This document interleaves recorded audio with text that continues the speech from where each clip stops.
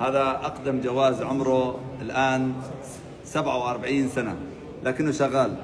هذا السوري ترك سوريا، شايفين أستاذ جمال مراد، وهي فيزة الخروج من سوريا عام 1978. الله. ثم رجع جمال مراد الآن في 2025.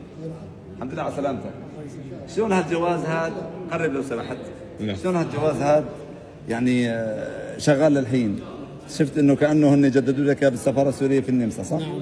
شايف؟ ارسلته للسفاره مع نعم. هون عليه. نعم. علي صوت.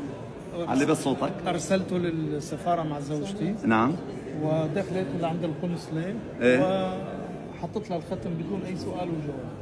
وما قلت لك انه هذا جواز قديم؟ على فكره هذا يعني بالمطارات الاوروبيه وكذا بده سكان وكذا ما بيشتغل. طبعا ما بيشتغل. ايه بس شلون اشتغل معك هون؟ يعني قالوا لك شباب اوكي؟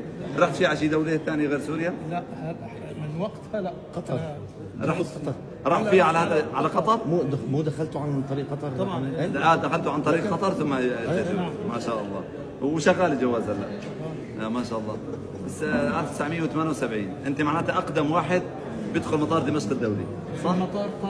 في المطار قالوا لا. قال لي انت اقدم واحد الى الان. انا بتذكر كان عندهم جواز زي هذا، بتذكر بسنه التسعينات، هيك بتحس زي دفتر العائله. الملحفه. يا سيدي الحمد لله على سلامتك، نورت سوريا. الله يخلي لي اياك.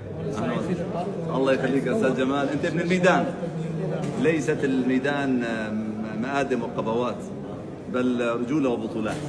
حياك الله. شكرا. حياك. شكرا.